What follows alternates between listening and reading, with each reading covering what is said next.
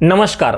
विकासाचं काहीही असो, पण जेव्हा जेव्हा महाराष्ट्रात राजकारणाचा विषय येतो तेव्हा तेव्हा बीड जिल्हा नेहमी केंद्रस्थानी असतो. आणि त्यातल्या त्यात जेव्हा जेव्हा बीड जिल्ह्याच्या राजकारणाचा विषय येतो तेव्हा मुंडे फॅक्टर आणि जरांगे फॅक्टर नेहमी केंद्रस्थानी असतात. बीड जिल्ह्यात मुंडे फॅक्टर आणि जरांगे फॅक्टर किती महत्त्वाचं आहे ते लोकसभेच्या निवडणुकीत संबंध महाराष्ट्रानं पाहिलंच आहे. पण आता याच बीड जिल्ह्याला विधानसभेच्या निवडणुकीला सामोरं जायचंय. बीड जिल्ह्यात एकूण 6 विधानसभा मतदारसंघ आहेत.